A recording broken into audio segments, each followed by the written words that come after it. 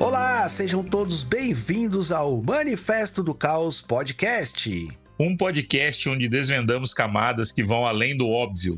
Eu sou o Luciano. Eu sou o Marcelo. E no episódio de hoje vamos falar sobre A Pele que Habito, um filme de 2011 dirigido pelo Pedro Almodóvar. Um thriller psicológico que nos coloca frente a frente com questões sobre identidade, poder, biomedicina, ética e que provavelmente vai deixar muita gente desconfortável. Então apertem os cintos e se preparem. Este é o Manifesto do Caos e a revolução começa agora.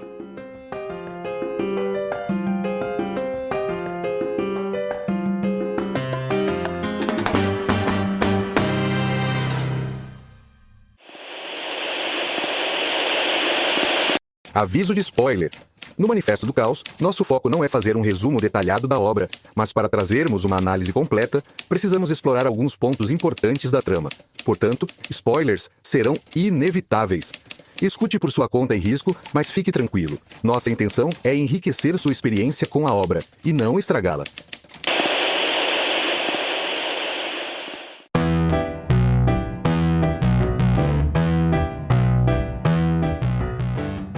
Muito bem, pessoal, estamos de volta depois de um período de Copa, né, Marcelo? A gente fez uma pausa aí durante a Copa para torcer contra a Argentina.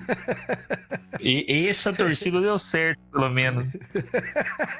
Essa funcionou, né? Mas, cara, é assim, eu vou confessar, eu sempre fui simpatizante à seleção argentina. Pela forma que eles jogam, eu acho que eles mantêm muito da tradição sul-americana de futebol, a forma que eles disputam suas partidas ali, eu acho que traduz muito do sul-americano. Mas confesso que dessa vez aqui foi bem difícil torcer para os caras, eles estavam muito arrogantes e com toda a questão de racismo, a torcida ofendendo várias outras torcidas, a gente cansou de ver vídeos no YouTube, no Instagram. Então, cara, assim, dessa vez não deu pra torcer pros hermanos. Não que eu também torcesse apaixonadamente, igual os caras da Moca lá, também não é isso, né, mano? Mas, assim, eu tinha uma simpatia pela seleção argentina. Quando jogava a seleção argentina e uma seleção europeia, geralmente eu torcia pela seleção argentina, né, cara? Foi assim na Copa de 22, inclusive. Mas, diante de todos os acontecimentos aí que ocorreram durante essa Copa, não deu muito. Não que também torcer pela Espanha também você esteja torcendo por uma torcida que não seja racista, enfim. É difícil também, né, cara? Mas assim, cara, que é difícil se a gente for entrar nessa seara também, porque a torcida espanhola tem os casos de racismo, a torcida brasileira tem os casos de racismo, chilena, uruguaia, né? Assim, a gente sempre esses casos espalhados. Infelizmente, né, ainda existe muito racismo dentro do campo de futebol, e o que é um absurdo, né, cara? Mas enfim, assim, aí no final, entre argentinos e espanhóis, eu acabei torcendo um pouquinho mais para os espanhóis. Eu queria que desse empate, prorrogação e que já estivesse disputando pênalti até hoje. E a gente tem que, antes de começar, né, o assunto principal, a gente tem que lembrar do campeão moral dessa Copa, que foi Cabo Verde, que não perdeu para nenhuma das duas. Irã. Irã não perdeu nenhum jogo. Irã não perdeu nenhum jogo, mas Cabo Verde não perdeu nem para Espanha no tempo normal e nem para Argentina, né? Ele perde para Argentina na prorrogação. O campeão moral, o cara que saiu com a moral lá em cima, lá foi o Vozinha, né, mano? Vozinha de 20 mil seguidores para 5 milhões. A minha meta esse ano é mandar um superchat pro Cazé, pra ver se ele ver se ele boa pro nosso podcast também. Seria bom, né? Quem sabe não viraliza. Mas antes de falar do filme que a gente vai falar hoje, que é A Pele que Habito, inclusive a nossa escolha desse filme foi justamente baseado num vídeo que o Marcelo mandou lá no grupo, e que era um story, acho, e que a menina falava assim, que já que a Espanha tinha sido campeã, ela ia indicar 3 filmes espanhóis lá, né? E aí ela indicou O Labirinto do Fauno, ela indicou A Pele que Habito, do Almodóvar, e ela indicou... Você lembra o outro, Marcelo, qual era? Caramba, o outro... Ai, Jesus. Cara, não lembro o outro. Eu também não lembro, Lembro desses dois aí só também. E ela ia fazer uma indicação dos argentinos também, porque o vídeo era antes da final, né? Ah, tá. E da Argentina eu acabei não vendo quem foram os indicados da Argentina por ela, mas como perdeu mesmo, não tô nem... mas se você quiser assistir um filme argentino, assiste aquele 1985, que é um filmaço, filmaço. E a série também lá, o Eternauta.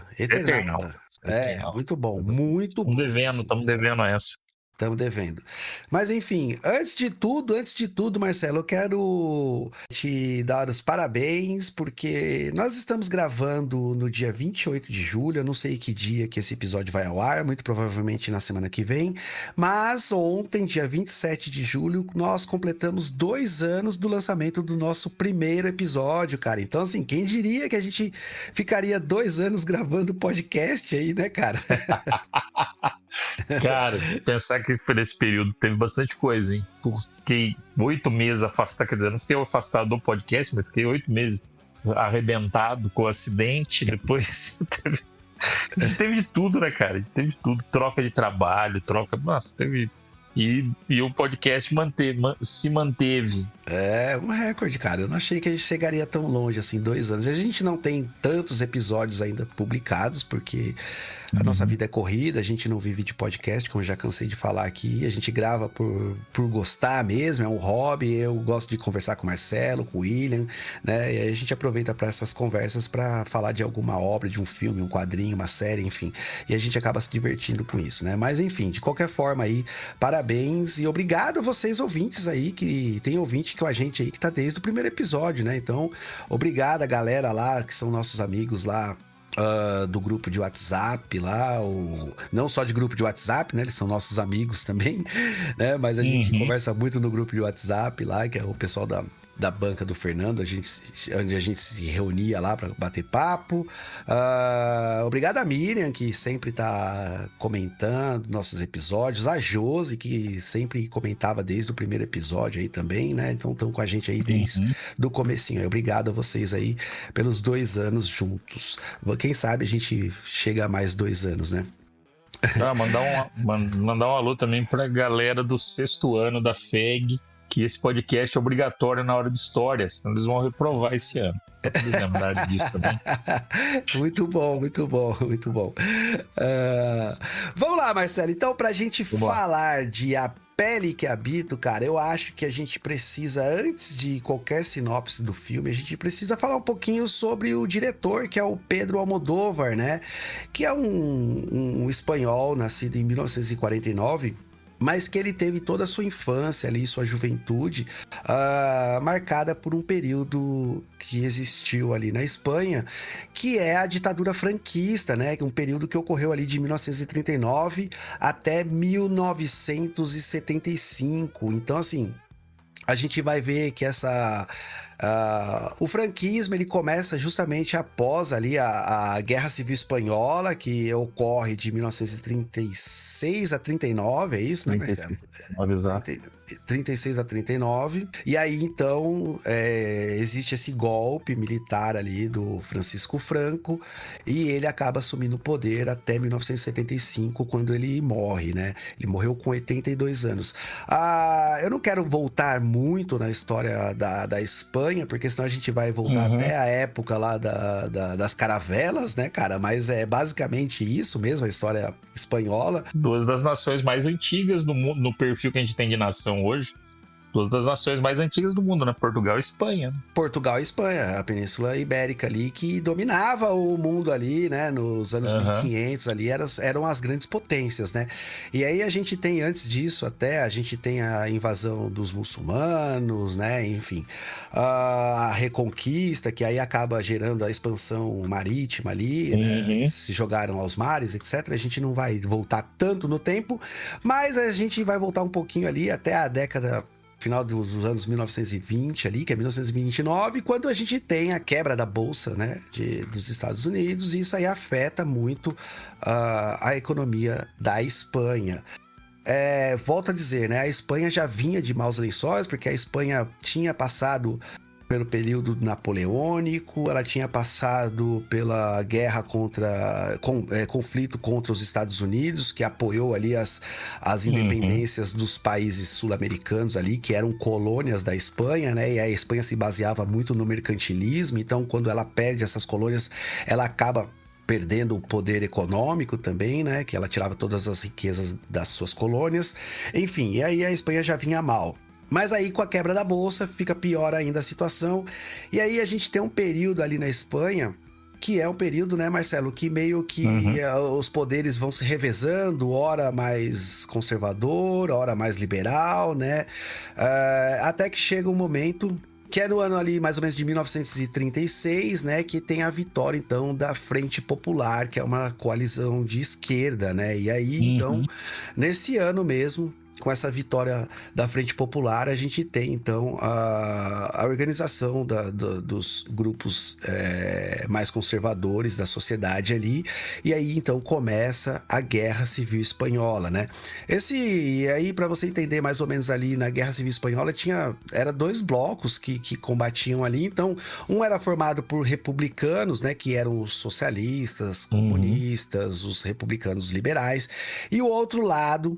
era os nacionalistas, né? Que eram os militares, os monarquistas, os conservadores. E aí tem dois elementos aqui que foram primordiais nessa guerra civil, né? Do lado nacionalista, que eram os falangistas, que era mais ou menos um partido político de extrema direita, que flertava com o fascismo, né? Foi apoiado, inclusive, por...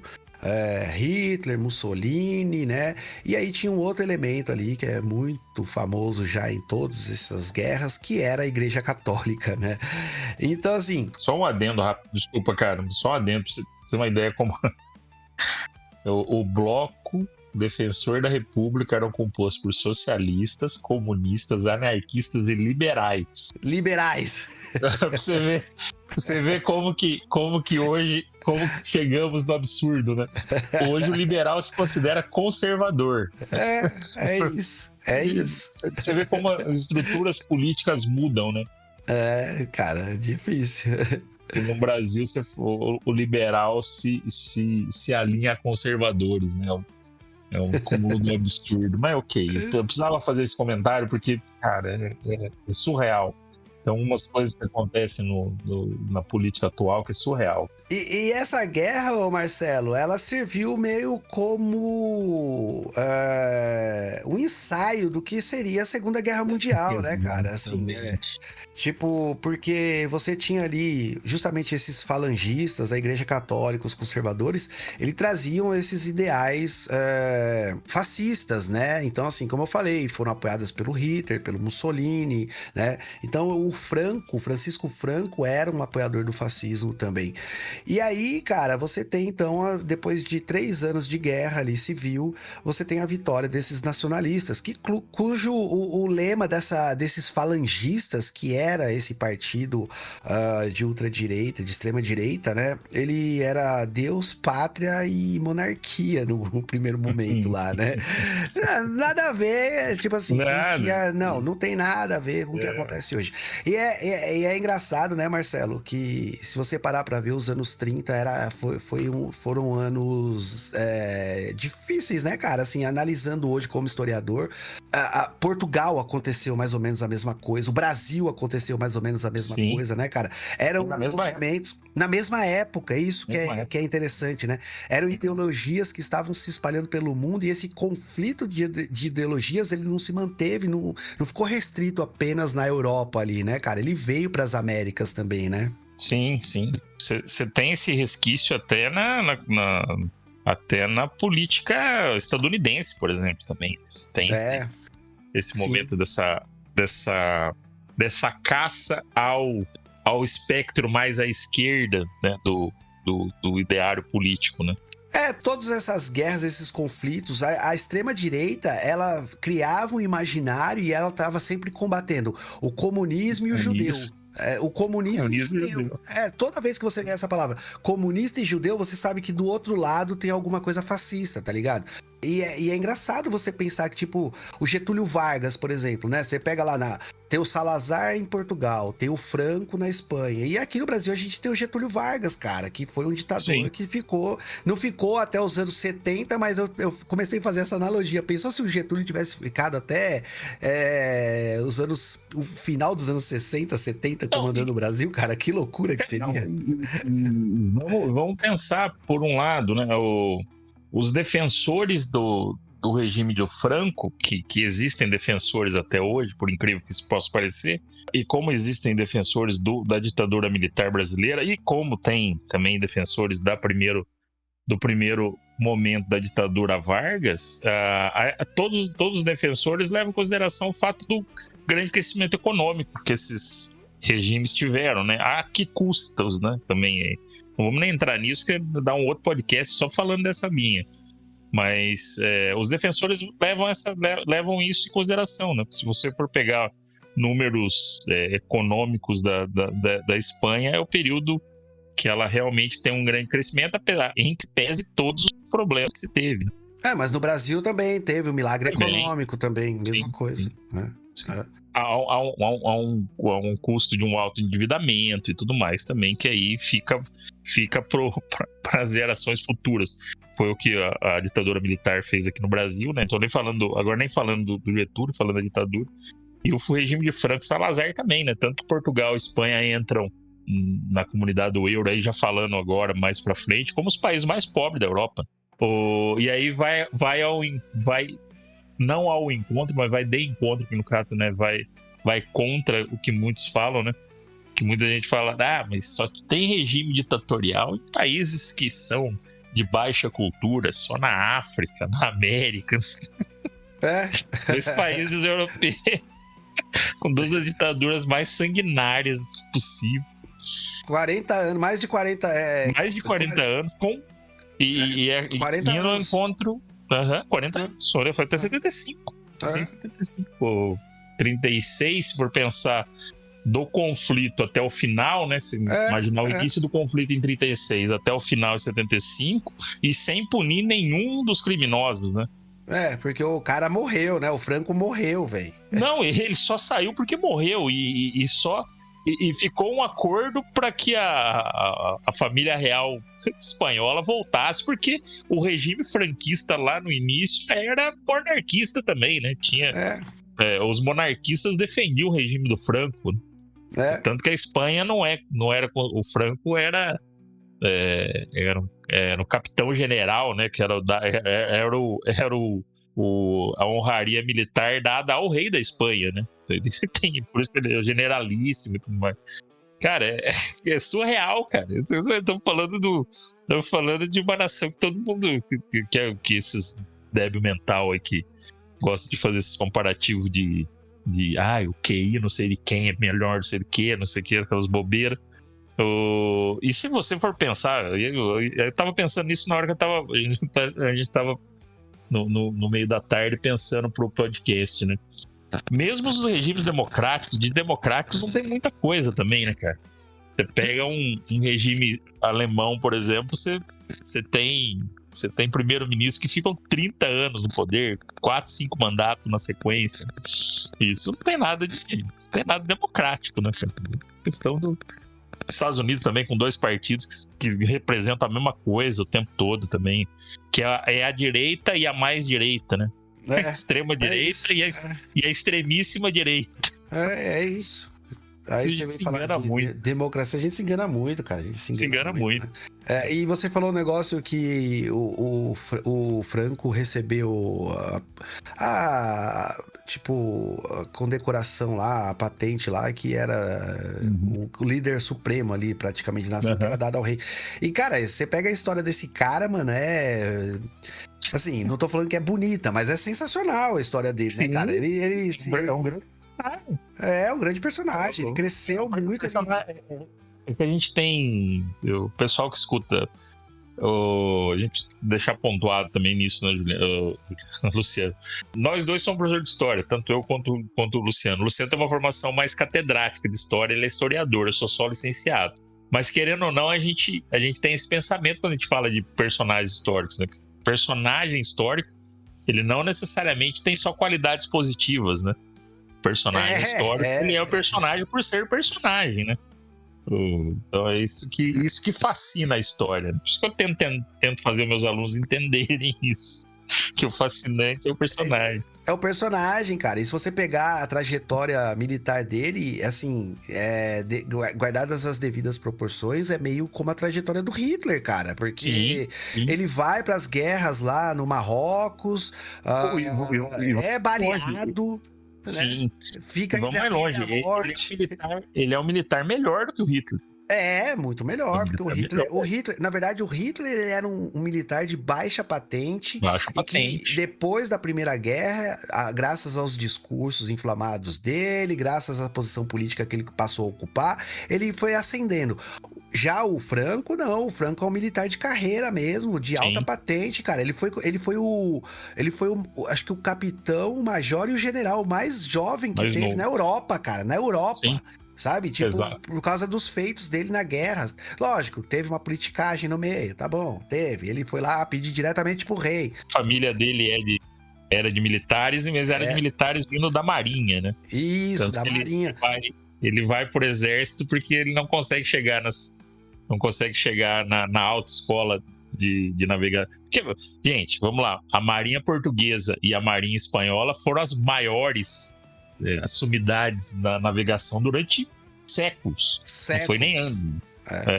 As escolas de navegação portuguesa e espanhola foram referência para a Marinha Britânica, por exemplo. Isso. Que é considerada a marinha mais desenvolvida hoje.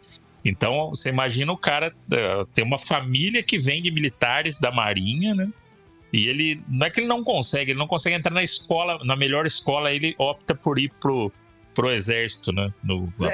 Na verdade, tem alguns historiadores que falam que, na verdade, a Marinha, nessa época dos anos 1900, ali, no começo do século XX, graças às derrotas que eles haviam tido no passado para Napoleão, para os Estados Unidos mesmo ali, o governo não estava investindo mais tanto na Marinha, sabe? Porque eles estavam quebrados economicamente. Então, assim, abriam poucos concursos lá, sei lá se era concurso, enfim, inscrições. Ele não consegue por conta disso. Ele não consegue por causa disso. Então, aí, tipo assim, ele opta, na verdade... Então, acho que tinha essas escolas da Marinha, mas não era da alta... as mais conceituadas, né? Acho que não era das mais conceituadas, e aí ele opta pra ir pro exército. Mas ele vem de uma família da Marinha, cara. Então, da Marinha. Assim, não, foda assim, pra caramba. É que como a gente falou que não ia muito nessa, como a gente pega um personagem histórico que é interessante, você não tem como não ir muito longe, né, cara?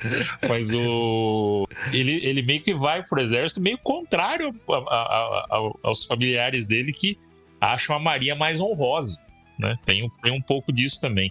Mas ok, no final das contas ele acaba, como você disse, batendo todos os recordes, entre aspas, aí. Isso. De ser o mais novo no exército, né? Já que ele não tava na arma.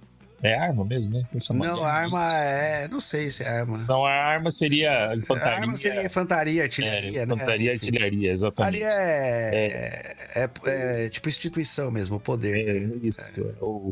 A casa militar mais imponente. Imaginando também que a aeronáutica era uma coisa que estava não engatinhando, né? Mas não era todo mundo que tinha uma grande aeronáutica. Falando que o avião tinha pouco mais de 30 anos para se inventar. Sim. No próprio Brasil, né? A Marinha é a força mais antiga, né? Depois o exército, Guerra do depois a Paraguai. aeronáutica, né? Isso. A Marinha é a força mais antiga. Só lembrando que guerra fluvial também é marinha, tá, gente? Vai algum gaiato. Tem mar. Eu sei. Mas marinha fluvial também é marinha.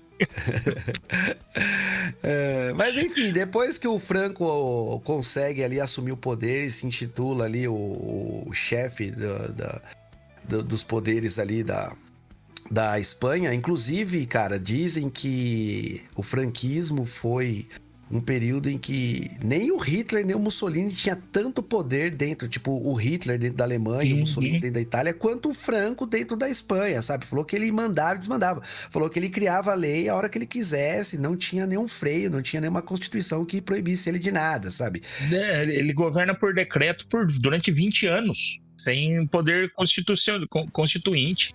Isso mesmo, sem ninguém, sabe? É ele ali, lógico, tem os comparsa dele ali, lógico, que deve haver, né, mano? Mas assim, e lembrando que quando ele conquista, quando acaba a Guerra Civil Espanhola também, existiam 3 comandantes, eu não vou lembrar o nome dos 3, um deles era o Francisco Franco, lógico, mas existiam outros 2 que estavam, à frente até do Francisco Franco pra assumir a Espanha, e eles morrem, os 2 morrem de desastre de avião, né, cara?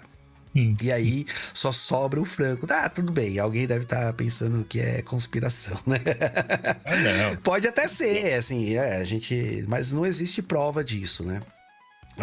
E aí a gente vai para a década de 40, e aí graças a esse poder todo do Franco, existe uma repressão muito grande. Então ali, aí lembrando que quais eram os 2 pilares do franquismo ali naquele momento, e isso é importante para quando a gente for falar do filme, que é a Igreja Católica e o nacionalismo. Então, tipo assim, o Franco, ele acaba querendo fazer uma unificação maior ali, graças ao nacionalismo da Espanha. Então, ele quer criar uma identidade espanhola, porque lembrando que a Espanha, nesse período, ela tem muita diversidade cultural, muita diversidade de outros povos, né? A gente vê a treta até hoje da Catalunha, País Basco, os Países Bascos lá. E aí, então ele proíbe, por exemplo, outras línguas que não fosse espanhol, ele proíbe outras culturas que não fosse espanhol, ele fomenta muito ali as touradas, o flamenco, que é justamente para você fortalecer essa nacionalidade, né? Criar essa identidade nacional de Espanha. E aí, durante esse período também, existe uma grande repressão contra quem era contrário ao governo. Então, tipo, existem prisões em massas, execuções, proibição de partidos, né? Não tem mais partidos. A censura é muito grande, a perseguição aos comunistas, aos socialistas. Como eu falei, a perseguição às outras identidades, a catalã e a basca, né? A sua economia ali, apesar de depois de um período ter essa ascensão econômica, né, como a gente falou, mas muito em números, né, porque a população ainda vivia com escassez de alimento, racionamento, a pobreza era muito grande, né, então assim, a Espanha nesse período franquista é um período muito difícil, cara, muito repressivo, sabe? E é justamente nesse período que tá crescendo, então, como eu falei, o Pedro Almodóvar, né? Que ele nasce em 49, ou seja, 10 anos depois que o Franco já estava no poder, nasce Pedro Almodóvar, né? Quer completar mais alguma coisa, Marcelo, ou já vamos entrar no filme? Não, vamos entrar no filme. Eu vou só fazer Você comentou do País Basco. O País Basco deu origem a um grupo terrorista que é o ETA, né? O ETA, ele é responsável pelo primeiro astronauta espanhol. Você sabia disso ou não? Não sabia. 20 de dezembro de 1973, Luiz Carrero Blanco, político espanhol, sofre um atentado Tô rindo, né, gente? É um atentado, não podia rir, né? O grupo ETA utiliza 100 kg de dinamite e faz o carro dele voar por 30 metros. E aí, os jornais contrários ao regime franquista falam que foi lançado o programa espacial espanhol. Esse foi o... Ai, cara. Eu tô falando disso e tô rindo. Ele era... Esse Luiz Carlos Blanco era Perdão, Blanco. Ele era presidente do governo e era o sucessor escolhido diretamente pelo Franco, né? Então a morte dele acelera o fim do regime franquista, que aí acaba vindo, né, com o falecimento do Franco, e não deixa sucessor, né? E aí acaba tendo acordo com a família real espanhola e a Espanha volta a ser uma monarquia constitucionalista. Mas é engraçado que a primeira vez que eu escutei isso daqui, quando eu estava estudando eu estava estudando a história de grupos terroristas, né, por conta da influência deles e tudo mais, e o ETA e o IRA, né, como eles são, o IRA é da Irlanda, né, eles têm muita semelhança, inclusive com essas ideias de só atacarem não tô passando pano para terrorista não, tá, gente? Mas eles têm essa ideia de só atacar algo, ou militar, ou político específico, né? Ele não tem uma... óbvio, faz baderna também em algum momento, né? Mas a gente tem que também... não vamos entrar muito nessa, né? A gente pode pegar um filme que fala de terrorista. Tem um filme que é do IRA, que é bem interessante, esqueci o nome agora. É o cara do MIB que faz, meu Deus do céu. Esqueci o nome do filme. Que fala sobre isso, que fala sobre a motivação dos terroristas, né? Que a gente tem quando a gente fala terrorista, a palavra dá um impacto, né? Mas normalmente o terrorista, ele tem um contraponto que é tão terrorista quanto ele, né? Em algum momento, né? Então, mas como eu disse, não é passar pano pra isso, né? Mas vamos lá. Mas eu não podia deixar piada, cara. Essa tinha que fazer. Vamos lá. Mas vamos lá, voltando então ao filme, voltando ao filme não, mas voltando a falar um pouco sobre o Almodóvar ali, então quando o Franco morre, né, a Espanha, então ela vive uma explosão de liberdade cultural, né, surge ali um movimento chamado La Movida Madrileña, né, e o Almodóvar, ele vira um dos seus maiores representantes ali, né? Os filmes dele, então, passam justamente a tratar daquilo que havia sido reprimido durante muito tempo, durante o período franquista ali, né? Então ele fala sobre liberdade, sexualidade, identidade, personagens que acabavam não cabendo nas antigas regras do regime franquista, né? E A Pele que Habito, ela não fala do franquismo, né? Ela não fala abertamente ali de franquismo, mas fala sobre alguém que acredita ter o direito que pode controlar a outra pessoa, né? E assim, eu não acho que isso seja uma coincidência, cara. Eu acho que isso é consequência justamente das ideias e do período vivido ali pelo Almodóvar, né? O cinema latino europeu, apesar que eles às vezes não se gostam muito de chamar de latino, né? Mas o cinema francês, o cinema espanhol, o cinema italiano, principalmente ali dessa época ali, o Almodóvar é mais novo do que eu vou comentar agora, né? Mas ele começa a furar a bolha do cinema europeu nos anos 90, né? Começo dos anos 2000. Anos 90, depois anos 2000 com mais força. Mas ele tem muito, né? O cinema ali, italiano, francês dos anos 70 tem muito essa contestação, né? Só que na Espanha chega um pouco atrasado por conta do autoritarismo do Franco, né? A Itália e a França tendem a tiveram um cinema mais revolucionário, posso dizer assim. Mas você tem o Pasolini, você tem Godard, o Pasolini mais ainda, né? Pasolini tem 2 filmes do Pasolini na minha cabeça, mas eu não vou indicar, porque vai que os meus alunos estão escutando, eles vão querer assistir. E não é bom. Inclusive, A Pele que Habito não é para os seus alunos assistir também. Não é para os alunos assistir de jeito nenhum. Escuta só o podcast, criançada. Mas depois no off eu comento desses filmes, você deve conhecer também. Mas essa crítica ao autoritarismo está presente nessas obras. E no cinema espanhol vem um pouco depois, né? Cinema português não conheço muito, né? Mas deve ter também por conta da ideia do Salazar. Deve ter, mas esse questionamento todo que a arte exerce sobre alguns regimes, cara, não é novidade, né? No Brasil, por exemplo, a gente tem muito disso, né? Muita gente censurada, muita gente torturada, muita gente com peça teatral, filme, música que não pôde ser exibido, né, cara? Justamente por causa dessa ditadura.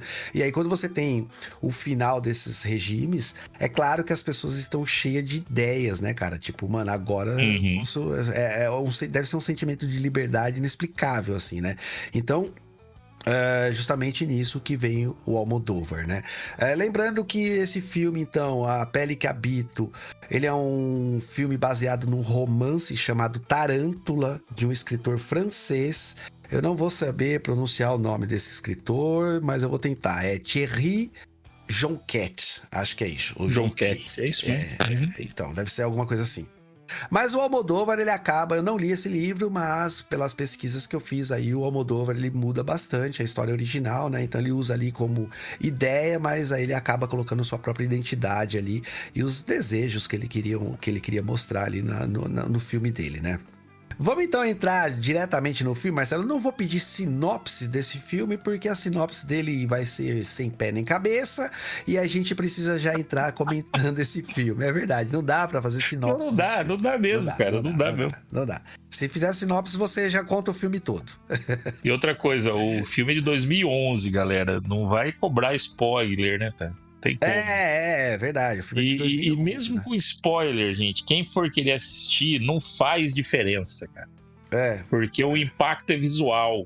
Então, muito do impacto do filme é visual. Então, se você, mesmo sabendo alguma coisinha, é óbvio que a gente fala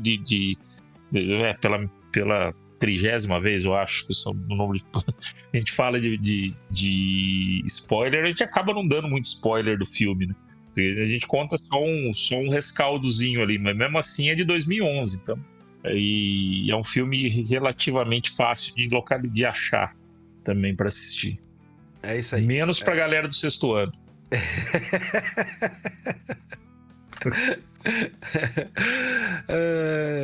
Ô, Marcelo, vamos lá. Em off, você tinha perguntado pra mim do filme, tipo assim...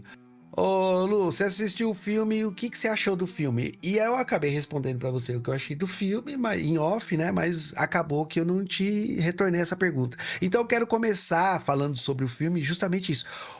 Qual a sua sensação quando acaba o filme? Tipo, mano, o que eu ouvi agora? Tipo, caralho, o que aconteceu? Então vamos lá. Começa por mim, então? Então vamos lá. Pode começar. Eu vou falar o que eu falei pra DeAngela, que tava assistindo comigo dessa última vez. Eu já tinha assistido esse filme há mais tempo, depois assisti agora há pouco para fazer o podcast. E uma coisa, o filme, ele tem um compasso lento no sentido assim, né? Não tem saltos temporais, não tem nada muito assim. E o filme tem 2 horas e não sei se vai ter a mesma sensação que eu achei o filme curto. É estranho falar isso, né? O filme tem um compasso lento, tem 2 horas e ele é curto. Não tem barriga no filme, né? Toda cena tem... não sei se eu vou conseguir me explicar. A forma como foi feito o corte do filme, a montagem, ele não tem barriga, né? Então você assiste o filme durante 2 horas sem sentir o peso da hora passar, apesar do filme ser muito impactante. Não sei se eu me expliquei bem. Toda cena, ela é objetiva, né, cara? Ela é objetiva, exato. Ela tem um propósito. Então, e por mais que o filme seja lento, o que eu digo lento? Você não tem ação frenética, você não tem aquilo que a gente está acostumado a ver com filme de Hollywood, né? Mesmo filme de cinemas mais comerciais, né? A gente fala de Hollywood para dar o parâmetro, né? Mas esse não tem parada, né? Não tem barriga. E como é um filme para mexer com a sua cabeça, né? Você termina o filme sem saber, inclusive, o que pensar. Porque o Luciano fala, depois ele vai chegar, eu tenho certeza que ele vai chegar nisso também. É um filme que continua na sua cabeça, né? Você vai meio que ruminando ele durante muito tempo, né? Você demora pra... Eu fui inventar de assistir de noite. A gente combinou o podcast, acho que num dia eu consegui ver onde é que tinha o filme e eu falei, vou assistir de noite, não, vou assistir de noite. Ah, tranquilo, vou assistir de noite. Mano, que foi a pior cagada que eu fiz assistir de noite. Que eu fui dormir, sorte eu tô de férias, minha sorte de férias. Mas voltando ao filme, né? Essa questão de você ter uma pessoa enclausurada, e ela não tá só enclausurada num quarto fechado, ela tá enclausurada num corpo que não é dela, né? Sensações que não são dela, uma condição dada aí ao ator principal, vamos dizer assim, o co-protagonista do filme, né?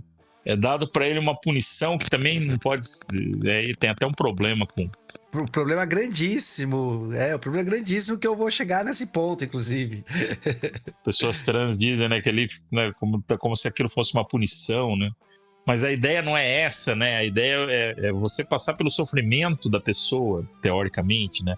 Que ele causou, que esse co-protagonista causou.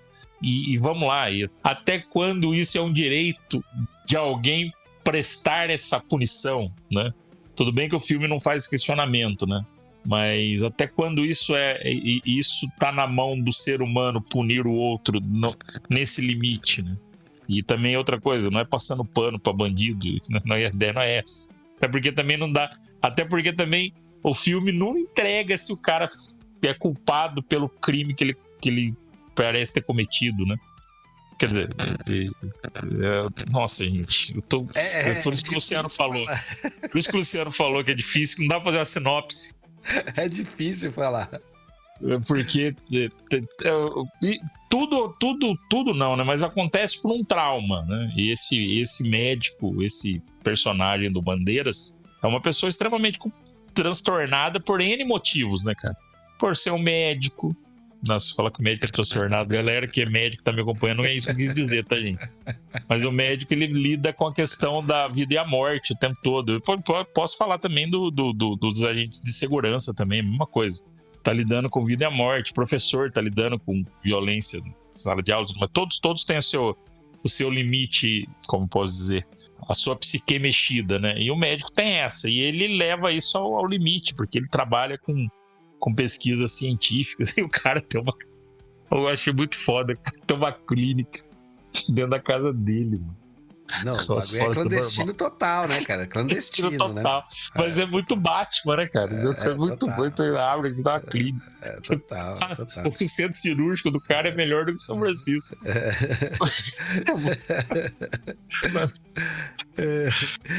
Mas é isso. É um filme que toda cena te dá angústia, te dá aflição. Angústia não, a palavra não é essa. Aflição, né? Em algum momento você começa, não é que você entende, mas o Almodóvar vai jogando as cabeças, o que tá dentro da cabeça dos personagens pra você, né? Você meio que vê o perfil do médico, o perfil da cuidadora da casa, que também é a mãe dele, que é um negócio fora do normal. Não, então, só que ele vai te entregando todas essas informações aos poucos, né? Então, assim, primeira coisa, cara, quando acaba esse filme, eu acho difícil a gente até classificar ele, sabe? Tipo, mano, ele é um terror? Ele é um suspense? Ele é um drama? O que é esse filme? Porque, assim, ele se encaixa em tantos parâmetros, cara. Porque eu fui assistir o filme como se fosse um filme de terror. Um filme de terror do Almodóvar. E acho que inclusive, ele classifica o filme como terror. E é um terror sem jumpscare. É o único terror que não tem grito, que não tem susto, né? Uhum. Mas é porque é um terror chocante ali. Mas, ao mesmo tempo, ele é um thriller muito, muito psicológico, sabe? Então, assim, uma coisa que já pega logo de cara...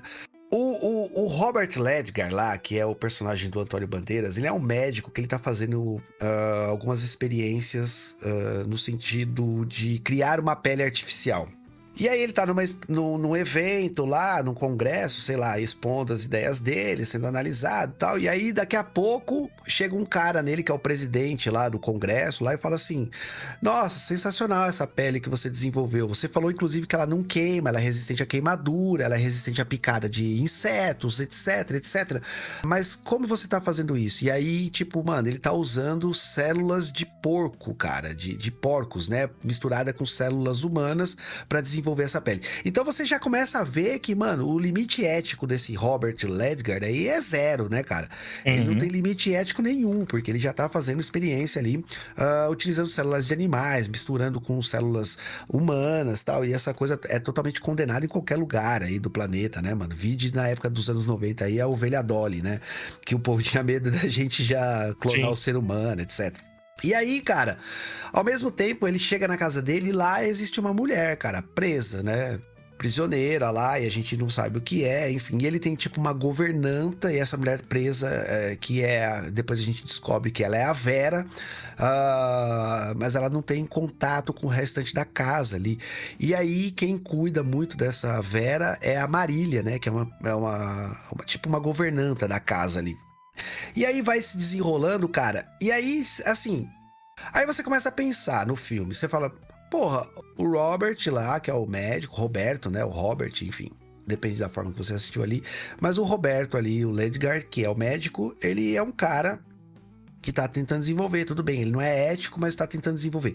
E aí, cara, conforme vai passando o filme, você descobre que esse médico, na verdade, ele perdeu a esposa dele, né? Num acidente de carro e com umas queimaduras. E é por isso que ele tá desenvolvendo essa pele artificial. E aí você começa a falar, porra, mano, mas o cara tá desenvolvendo uma pele artificial porque ele sofreu um trauma, que ele perdeu a esposa queimada.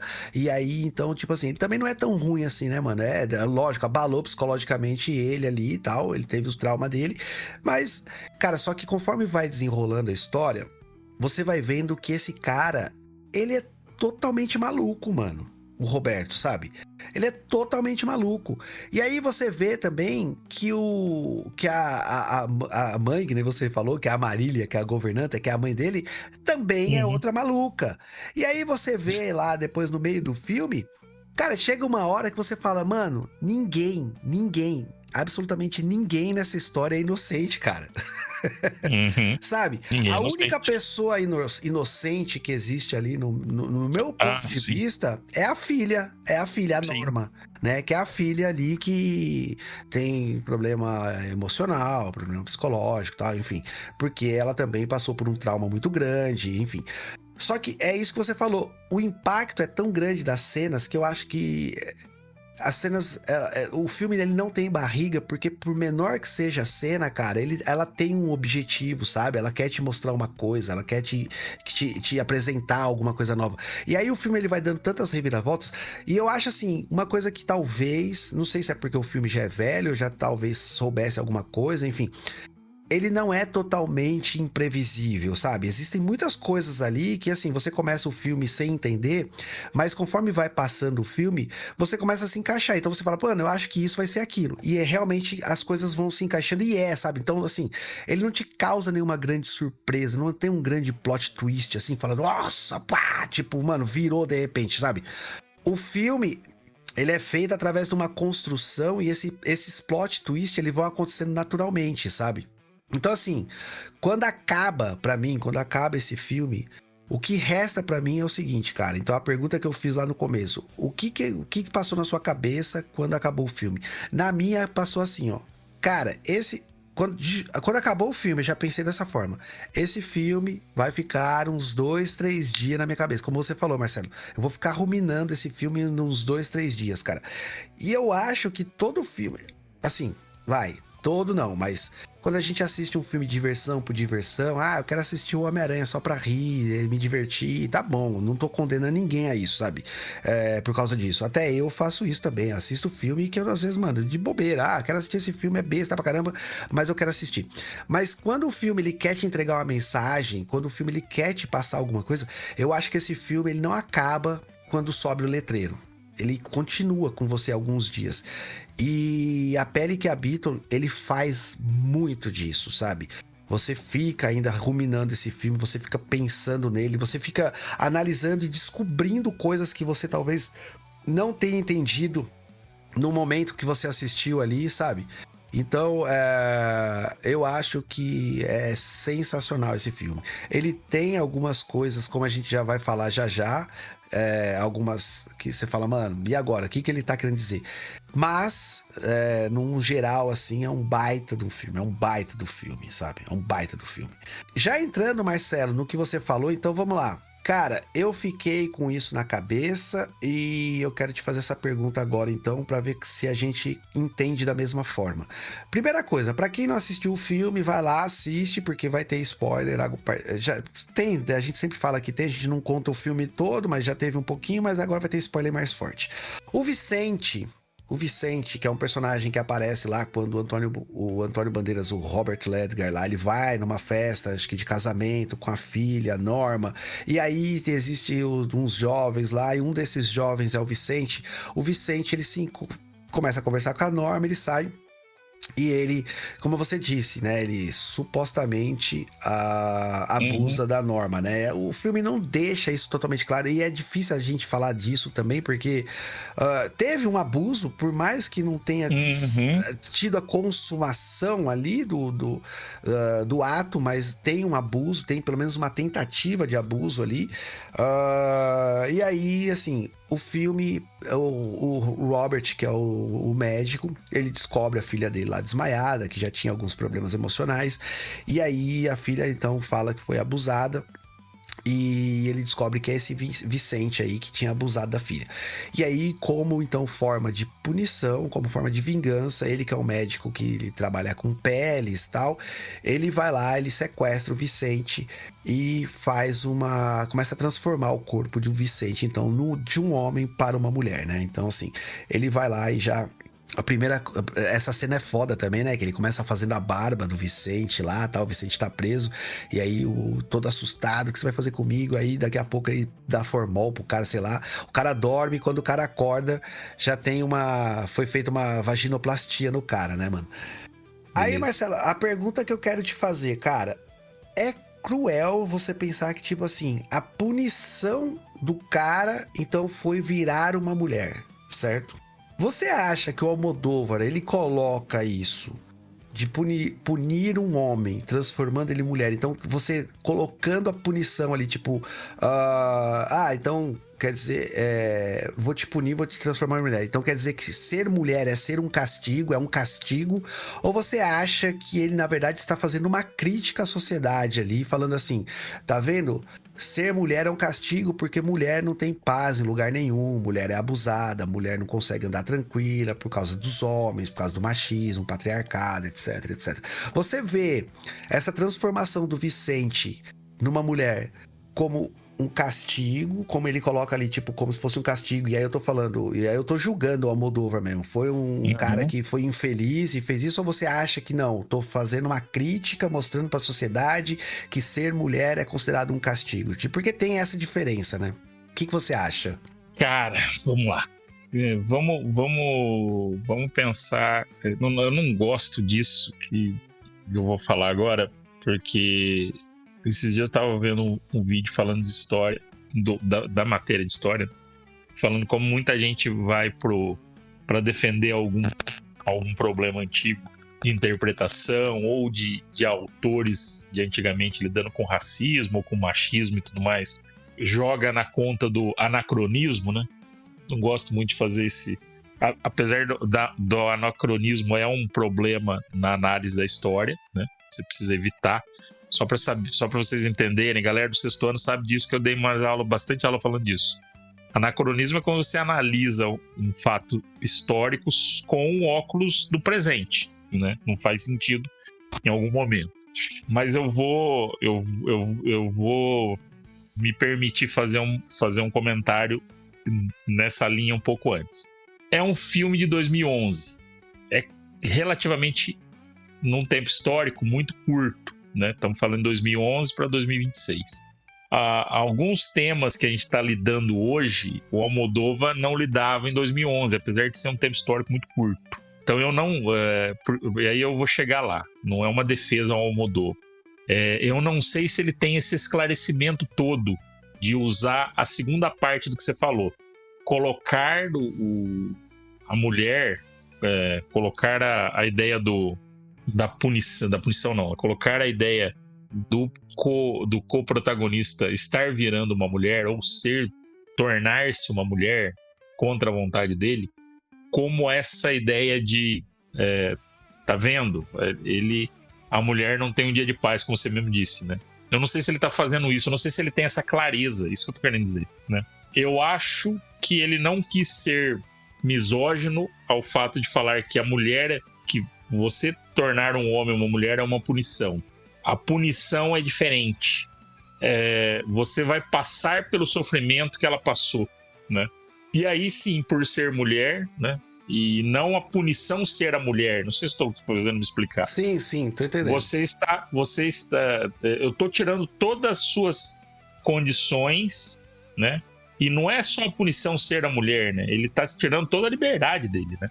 Ele está, além de tudo mais, ele está colocando esse novo personagem, né? Porque vira uma outra pessoa. Esse novo personagem como alguém colocada num lugar fechado, ele é alimentado, ele é cuidado e tudo mais. Só que ele tá fora das relações sociais, ele tá fora de um julgamento justo pelo que ele cometeu, né? Porque quem tá julgando é o pai da menina que foi violentada, como o Luciano bem disse. Não existe um ato consumado de violência sexual, mas existe uma violência, né? Ele tenta, pelo menos, e até o início ele acha que a menina quer também, né? Mas existe uma violência. Só que o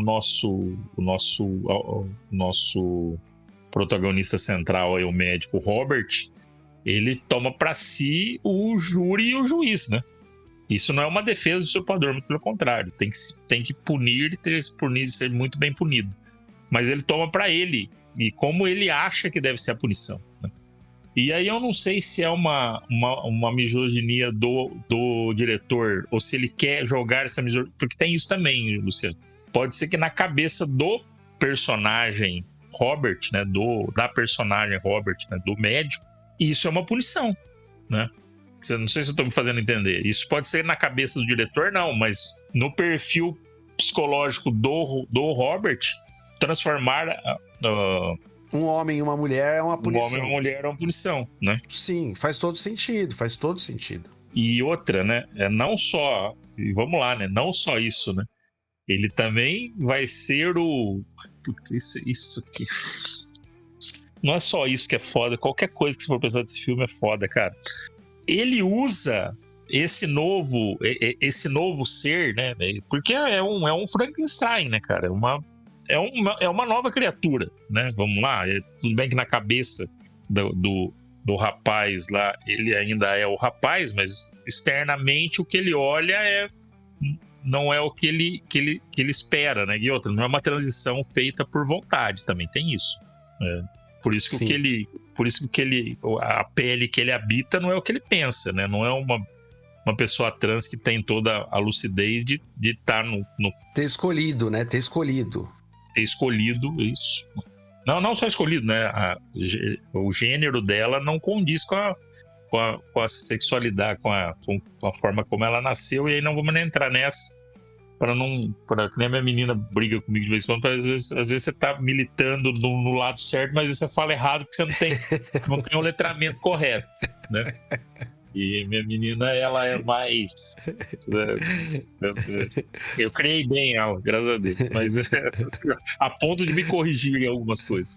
Mas vamos lá. Eu tô falando porque eu conversei muito com ela sobre esse filme, porque ele foi matéria da escola, foi objeto de aula na faculdade de psicologia dela, inclusive essa questão da transexualidade, né? E vamos voltar. E ali no caso, ele virou um objeto sexual também dele, né? O Robert transformou ele numa mulher e com a figura da esposa dele, né? Sim. Que também tem outro, esse novo personagem, né? Essa figura transformada também tem também sofre um abuso também do irmão dele, né? E também tinha um caso com a esposa dele. Meu Deus do céu, cara. Almodóvar, onde é que você foi? Não, O Pasolini, ele tá chegando no Pasolini, cara. Tá quase. Você já assistiu algum filme do Pasolini ou não? Cara, eu não me recordo. Eu preciso ver depois quais são os filmes dele. Eu não me recordo. Talvez possa ter assistido, mas não lembro. Depois eu mando a lista dos piores pra você. Piores assim, né? Dos mais controversos. Mas, cara, o Almodóvar ali tá quase. Então, mas o Almodóvar faz um negócio muito... tipo, parece aquelas novelas mexicanas, tá ligado? Muito melodramático, assim, porque é isso que você falou, cara. O cara é casado com uma mulher que tem um caso com o irmão dele, que foge e que ele não morre, sabe que é irmão dele. que não sabe que é irmão dele, e que depois, durante a fuga, tem um acidente, ela é queimada, e aí ela volta pra casa toda queimada, o Robert faz de tudo pra ela manter ela viva. Inclusive, tem uma parte que a Marília lá, que é tipo a governanta fala, né, quando ela tá contando, que ela fala que ele adorava o cheiro de queimado dela, ficava tipo, acho que é inebriado com o cheiro de queimado que ele sentia dela ali, mano, é punk pra caramba. E aí, tipo assim, aí a mulher, quando ela se vê toda queimada, que ela era uma mulher muito bonita, aí ela se vê uma mulher toda deformada, queimada, ela se mata na frente da filha, aí a filha cresce com esses transtornos psicológicos, aí a filha é abusada, aí a filha vai internada, aí a filha morre também. E aí, tipo assim, por causa dessa... E aí eu vou te fazer uma outra pergunta, acho que já, calma aí. Mas a Norma, que é a filha dele, morre também, e aí ele põe toda a culpa de tudo que aconteceu no Vicente, e ele fala assim, vou transformar o Vicente. Mano, é muito novela isso, cara, é umas reviravoltas, assim, é muito novela, sabe? Eu queria te fazer outra pergunta, cara, que é assim, eu acho que é entendimento muito individual, sabe? Que nem você falou algo, talvez a punição esteja na cabeça do Robert e o Almodóvar quis mostrar isso. E aí, tipo, também não é passando pano pro Almodóvar também, se foi misoginia mesmo, sabe? Mas assim, realmente faz sentido, pode ser, cara. Tipo, na visão daquele cara ali, tipo, a punição é transformar ela em mulher, até porque o cara é um cara que representa tudo de ruim que existe num homem, né, cara? Tipo, o cara é machista, misógino, o cara ele manda, né? O cara que controlador ali, obsessivo. E aí, cara, eu fiquei pensando depois. Também assisti com a minha esposa e aí a gente ficou debatendo. E aí, vê se você concorda com essa linha de pensamento. Você não acha que talvez a esposa do Robert tenha fugido com o irmão, que ele nem sabia que era irmão, mas porque também ela poderia ser também, ela poderia viver em cárcere também, ser abusada pelo Robert, e aí a partir do momento em que ela descobre o irmão do Robert, que chama Zeca, ela foge, e aí vendo não só a aparência dela, mas vendo que ela ia ter que voltar a viver sobre o cárcere, sobre os pés do Robert, ela resolve se matar. Talvez. Outro detalhe que eu quero te falar, Marcelo. E aí eu vou mais longe ainda. Talvez, será que ele não seja um filho da puta tão grande que além de trancafiar a mulher, abusar da mulher, da esposa dele, talvez ele também não tenha abusado da própria filha? Porque a filha, quando ela tá na clínica, ela fala o quê? Quem abusou de mim foi meu pai.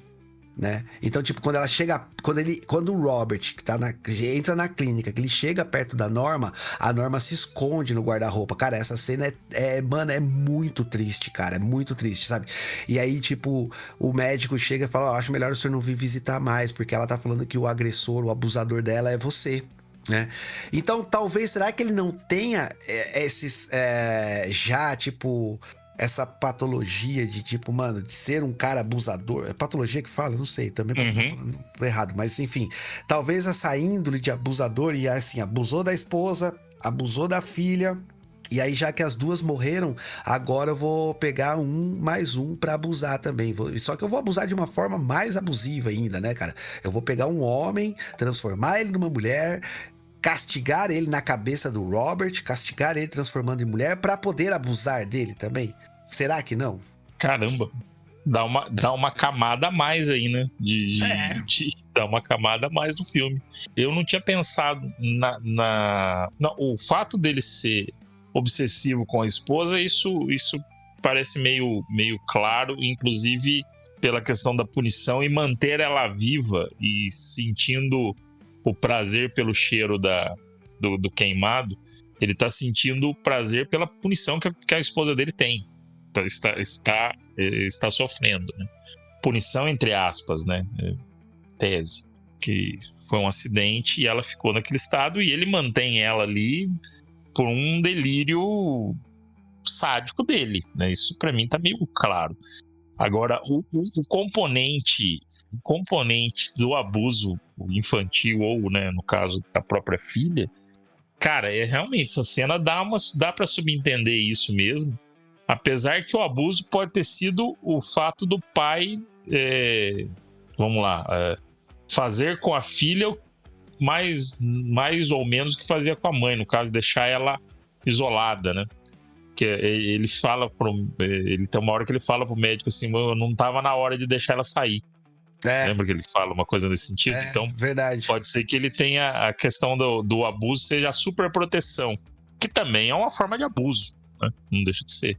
Mas, cara, você joga uma tinta mais grossa no filme, você fica colocando a questão do abuso sexual, né? No sentido do abuso sexual. Mas, cara, é uma possibilidade. Eu não pensei nisso, mas é uma possibilidade.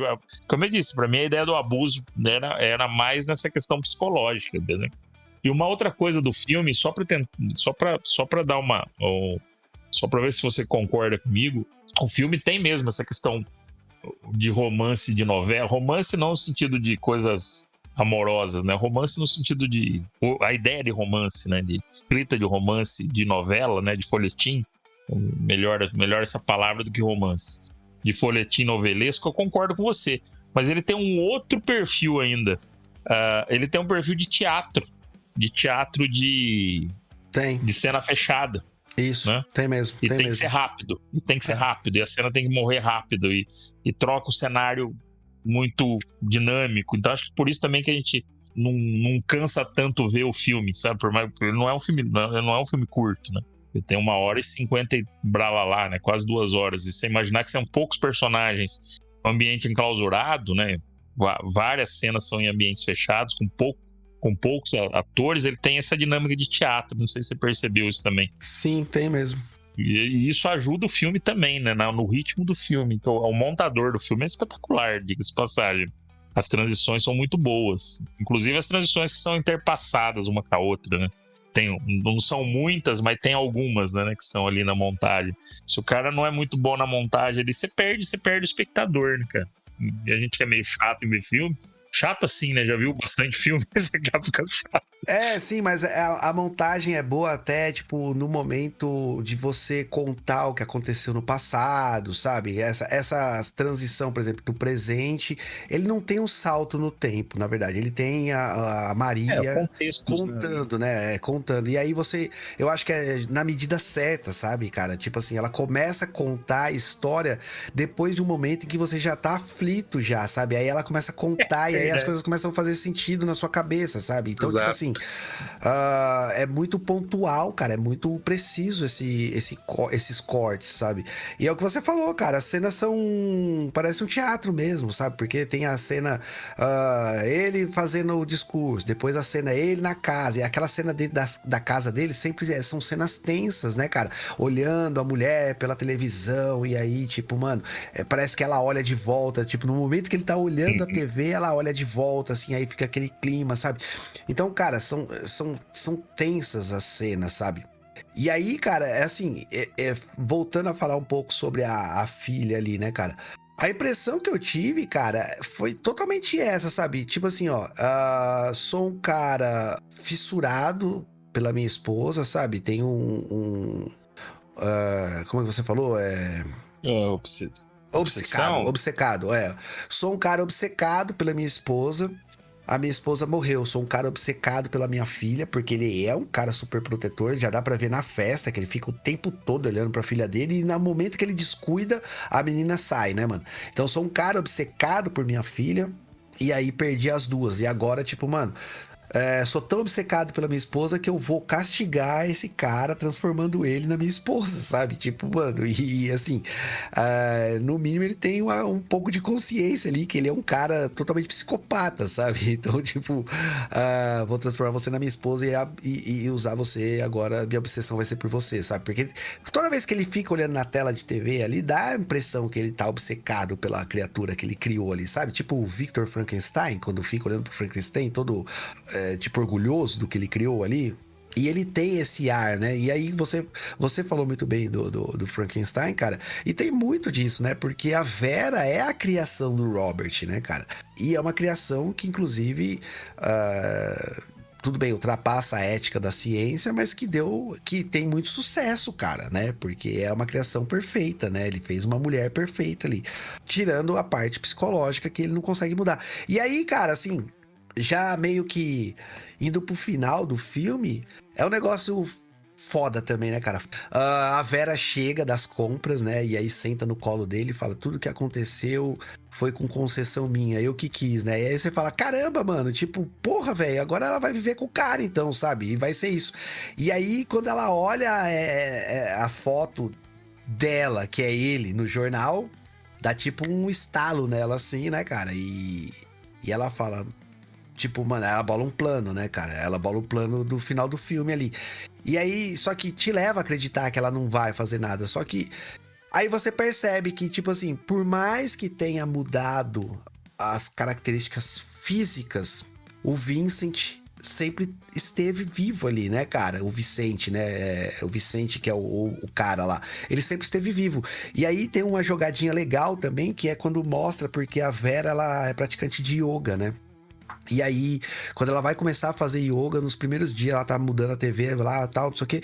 E aí ela vê lá a aula de yoga na TV e a instrutora lá, a professora de yoga, fala: você vai praticar yoga, que é o único lugar que não... Você vai ter dentro de você, você vai criar uma fortaleza, e esse lugar nunca vai ser mexido, ninguém nunca vai poder tocar nesse lugar, chegar até você, porque ali vai ser só você mesmo. Então, tipo, parece que a Vera fez yoga pra esconder o Vicente dentro dela e nunca deixar ninguém tocar. E é isso que parece. Quando ela vê a foto no jornal, ela fala: eu tenho alguém dentro de mim que é o Vicente. E ele tá aqui ainda, ele permanece vivo. Por mais que eu tenha feito agora o meu papel de Vera, por mais que eu tenha passado por toda a transformação que eu passei, a minha identidade de Vicente ainda tá mantida aqui, né? Você tem essa impressão também, ou você tem uma versão diferente desse final? Não, mas você tá indo para os lugares que eu não tinha pensado, na verdade. A do abuso, depois essa. E, cara, faz todo sentido, né? Ela tá guardou ele tão bem guardado que quando ele chega... A cena final do filme toda, né? Final mesmo, né? E é bonitinha a cena final, né? Bonitinha, vai. É bonitinha, cara. É bonitinha. Depois de tudo que você passou. O cara é tão filha da puta que ele faz um filme filha da puta, com cheio de gente filha da puta, e o final ele faz um final bonitinho, cara. Bonitinho. Cara, mas é surpreendente, surreal, é tudo que você imaginar, né, daquele filme, cara. E cara, eu não pensei nisso, mas faz todo sentido agora. Retomando o filme, sim, que foi isso que aconteceu, né? Ele guardou mesmo o Vicente dentro da Vera ali, né? A ponto de quando ele tava próximo das pessoas que ele gostava, ela liberou ele. Ela liberou ele. Ela falou: eu não sou a Vera, eu sou o Vicente. Eu sou o Vicente. E o final é bonitinho. Bonitinho é foda você falar desse filme bonitinho, não, é foda. Até porque o personagem não é bonitinho, né? Ele não é um bom personagem. Quer dizer, ele é um bom personagem pra caralho, mas ele não é uma boa pessoa. Não, longe disso. Tô falando assim, a questão do vestido, né? Que quando ele tá na loja, que ele é o Vicente, porque ele era um costureiro, né, cara? Ele era um costureiro, e aí ele tava na loja lá, e aí ele tem uma funcionária da mãe dele lá, que eles parecem ter uma relação de bastante amizade, assim. E aí ele fala, eu queria te ver dentro desse vestido porque eu acho esse vestido lindo. E aí a moça fala pra ele, fala assim, já que você gosta tanto desse vestido, usa ele você, né? E aí faz toda uma relação com o final do filme, que ele aparece com o vestido lá e fala, mano, naquele dia que eu falei do vestido, tá aqui, eu tô usando o vestido, só tava eu e você, eu falei pra você isso, eu sou o Vicente, mano, né? Então, mano, a construção, ela é tão engenhosa nesse ponto que acaba justamente com uma frase que ele tinha falado, não no comecinho, mas ali, tipo, na primeira parte do filme, né? Que era a questão do vestido, cara. Então, assim, é muito foda, cara. É muito foda, muito foda. É foda. Muito foda, muito foda. Bem fechado, né, cara? Bem fechado, bem fechado. Bem fechado, assim, é que nem a galera, a gente já falou, né? Ele é bem fechado, mas que você continua pensando muita coisa depois, você continua ainda, ele não acaba na sua cabeça, né?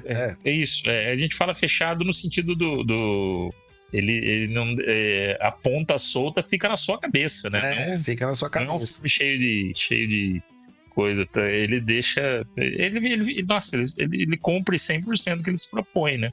A ser um filme completamente fora da casinha total. Total, cara, total. Um filme que furou a bolha, furou muito a bolha, sabe? Tipo, não é um filme de Hollywood, cara, ele é um filme espanhol, cara, e que conseguiu atingir o patamar que atingiu, sabe? Não é um grande sucesso do cinema, mas que atingiu um patamar de um filme sensacional, sabe?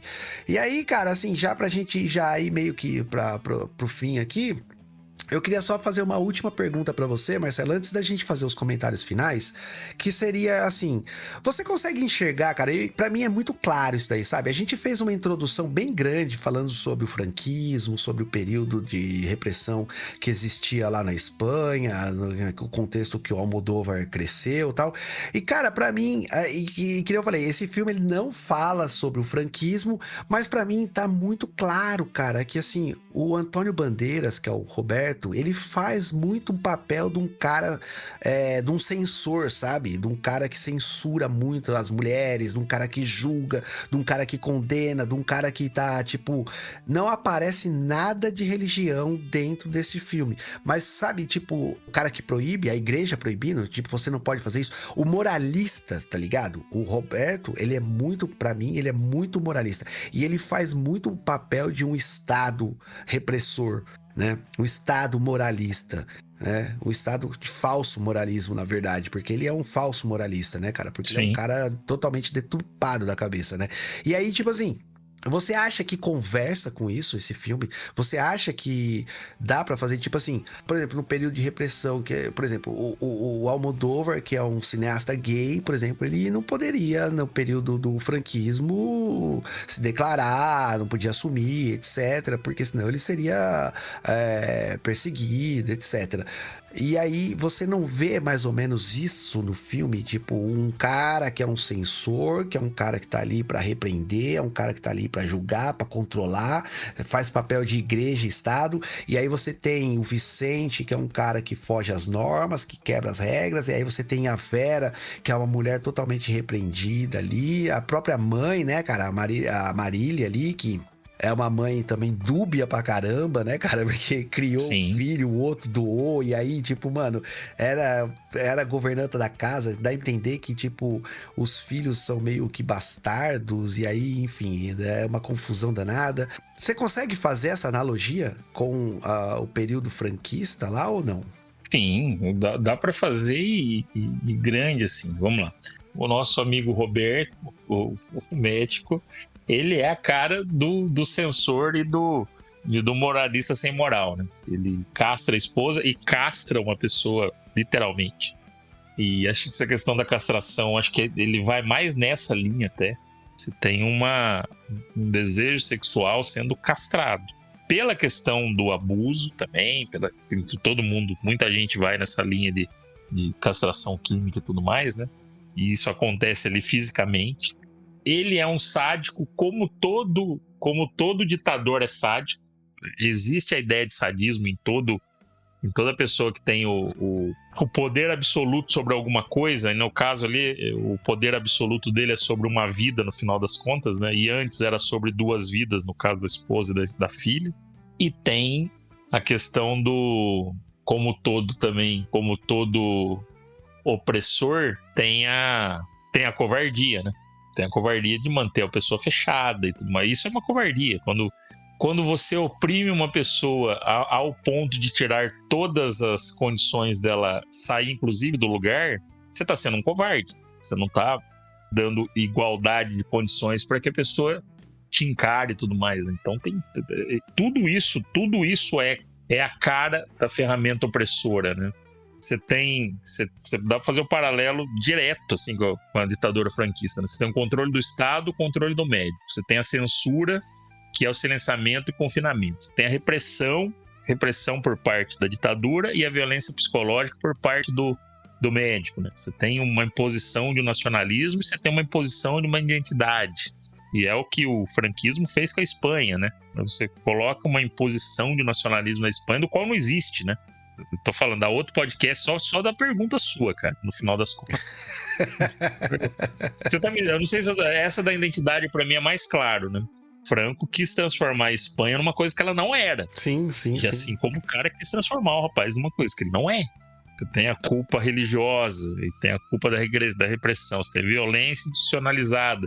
Ali, no caso do médico, você tem a violência científica. E no caso da Espanha, você tem um trauma coletivo. E no caso ali, você está impactando um trauma individual. Então, cara, o paralelo quando você colocou a ideia, só para fazer um paralelo para quem está escutando também, né? Quando o Luciano trouxe a ideia de fazer o comparativo da ditadura franquista, parece que caiu como uma luva, né? Só cairia melhor se a gente tivesse escolhido o Labirinto do Fauno. Porque o Labirinto do Fauno é basicamente a ditadura franquista sendo colocada, sendo esmiuçada pelo Guilherme Del Toro, né? Como eu disse, dá pra ir mais longe até nisso, mas é isso, cara. O paralelo é meio, não digo claro, porque, claro, é difícil falar que um filme com toda essa nuance, que cada personagem, cada momento do personagem é uma nuance diferente, né? Você falar que é claro, a ligação é claro, porque a gente é meio louco, né? A gente procura, né? Que a gente procura. Se assistir por assistir não vai ser claro, mas, não tem como não fazer essa referência. Boa. Ô, Marcelo, pra gente já ir encerrando então, cara, só me dá aí agora as suas opiniões finais sobre o filme. A gente esqueceu de falar um pouco sobre os atores, são muito, muito bons, né? A interpretação do Antônio Bandeiras é sensacional. A da Vera, que é a Helena Naya, cara, mano, é de tirar o fôlego, assim. O próprio Vicente, o personagem Vicente, a Marília também, que é a governanta. Até o Zeca, cara, até faz um papel bom, né? Assim, tipo, que é o que dá meio cômico, né? No início, depois mais grosseiro. Que dá a virada de chave no filme, né? Assim, então. Mas traga aí as suas... filmes que não tem Penélope Cruz, né? Ela é do Carne Trêmula? É o primeiro dela? Nossa, não, ela também, mas ela começa com ele, acho que no Abraços Partidos ela já tá, no Volver ela já tá. Apesar que esses filmes que eu tô falando, ele foi roteirista, mas ele tá, ela começa antes com ele. Abraços Partidos é de 2009, mais antigo, De Salto Alto, nosso primeiro filme com ela é de Salto Alto, 1991, cara. O cara é velho, hein? Esse filme aqui, o de Salto Alto, eu assisti. Não lembrava que ele era tão antigo. Cara, tô ficando velho, meu amigo. Deixou mal agora, isso. Mas enfim. A gente tá ultimamente dando algumas notas, então traga aí a sua nota final para A Pele que Habito e dê suas considerações finais aí também. Cara, é um filme, pra mim, nota 9. Tá 9. Se fala filme nota 10, não vai ter, né, cara? Porque a gente não tem como você dar uma nota 10. É de 0 a 5 a nossa pontuação. De 0 a 5? Pô, verdade, né? A gente não fala de 0 a 5, a gente já fala de 0 a 5, verdade. 4,5. 4,5. Aí é verdade, de 0 a 5. Pô, tô perdendo. Mas, cara, é um filme que tem tecnicamente muito bem feito, as atuações são espetaculares, a direção muito boa. E, cara, deixa a gente pensando, a gente fazendo ligação com várias coisas, inclusive uma que o Luciano trouxe muito bem aí, que é a ditadura do Franco, né? Cara, 9, né? 9 não, 4,5, né? 4,5 de 5. Não dá pra ser melhor do que isso, não. Então vamos lá, eu também vou dar minhas considerações finais. Cara, assim, é um filme que realmente faz a gente imaginar muitas coisas, faz a gente conjecturar muitas coisas, mexe com o imaginário da gente, faz a gente... É um filme forte, tá? Lembrando que tem nudez, tem sexo, é muito Almodóvar, quem já assistiu qualquer filme dele sabe disso. Mas o que mais me pega, assim, cara, eu acho que é justamente isso, sabe? Quando o filme termina e você fala, mano do céu, você fica tipo em uns 5 minutos olhando para aquelas letrinhas subindo e você pensando, o que eu acabei de ver, mano, sabe? Não é um filme que te dá tudo de bandeja, tudo claro, por mais que pareça simples algumas coisas, você acaba depois de assistir o filme, você acaba pensando outras coisas e assim... Existe também, né, Marcela, a forma de assistir por assistir, né? Vou assistir por assistir e tá bom, mas eu não tenho esse costume, eu sempre assisto e tento entender o que quem fez o filme ali, no caso o Pedro Almodóvar, o que ele quis dizer, né? E eu acho que ele tem muito a dizer. Como nós falamos aqui, a atuação os personagens ali são muito, muito boas, sabe? Antônio Bandeiras é um cara que eu gosto demais dos filmes dele. E ele tá sensacional nesse filme. E minha nota, acho que eu vou embarcar com o Marcelo também. Nota 5 seria um filme perfeito. Eu acho que ele não é perfeito, muito por conta até dessas dúvidas que ele deixa na cabeça da gente, né? Será que foi misógino? Será que não foi? Será que é? Será que não é? Será que teve um abuso? Será que não teve? Então, tipo assim, é interessante porque você precisa pensar nisso, mas por um outro lado, assim, pode causar também alguma interpretação mais distorcida, ou talvez a minha seja distorcida, a pessoa tem uma interpretação mais correta, enfim, é a interpretação de cada um aí. Mas eu acho que é 4,5 também, sabe? É um filme muito bom, não é perfeito, então por isso que não vai ganhar 5. Acho que tem que ser perfeito e ter uma nota 5 é muito difícil, mas uma nota 4,5 é uma nota muito alta, né, no meu padrão. Então acho que é um filme que vale a pena demais ser visto e ser debatido.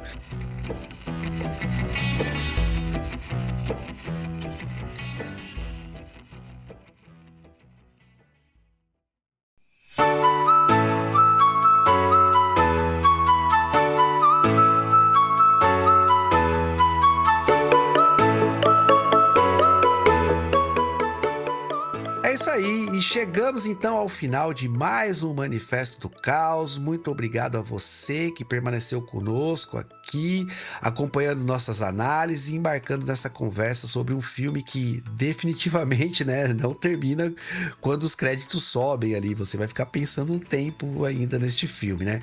Se você gostou desse episódio, fortaleça o nosso trabalho.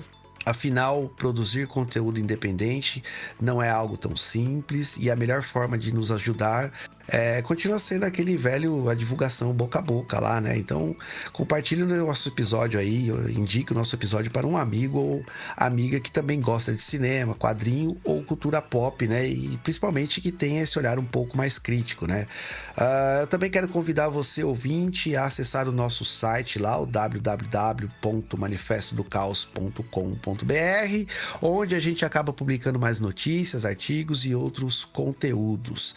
E acompanhe a gente lá no @Manifesto do Caos _, o nosso Instagram, né? Por lá você pode, inclusive, comentar nosso episódio, sugerir alguns temas, procurar por outros programas mais antigos, enfim, e continuar a conversa com a gente. Se você está ouvindo também o nosso podcast lá pelo Spotify, não esquece de deixar sua avaliação lá de 5 estrelinhas lá pra gente, tá?